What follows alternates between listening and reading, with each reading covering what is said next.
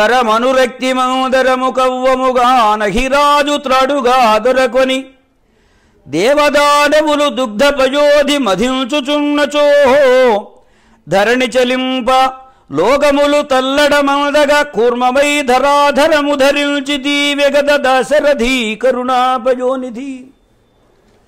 ఒకప్పుడు దేవతలకు దానవులకు భీకరమైన మహాసంగ్రామాలు జరిగిపోతూ ఉండే. ఒకప్పుడు బలవంతుడు గెలుస్తాడు, ఒకప్పుడు అదృష్ట విశేషం చేత బలహీనుడు గెలుస్తాడు. సహజంగా బలహీనుడైనటువంటి దేవతలు ఓడిపోతూ ఉంటే వీళ్ళందరూ వెళ్ళి దేవదేవుడైనటువంటి నిన్ను ప్రార్థన చేశారు. అటువంటి సమయంలో అనురాగపూర్వకంగా సముద్ర మథనాన్ని చెయ్యమని నీవు చెబితే వాళ్ళు మందర పర్వతాన్ని కవంగా చేసుకొని వాసుకి తాడుగా చేసుకొని దేవతలు దానవులు కలిసి పాల సముద్రాన్ని మధించడం ప్రారంభించారు. ఎప్పుడైతే ఈ మహాపర్వతంతో మధించడం ప్రారంభించారో దానివలన ఈ లోకమంతా కూడా అన్ని లోకాలు చలించడం మొదలుపెట్టినాయి, తలక్రిందులు అయ్యేందుకు సిద్ధమైనాయి.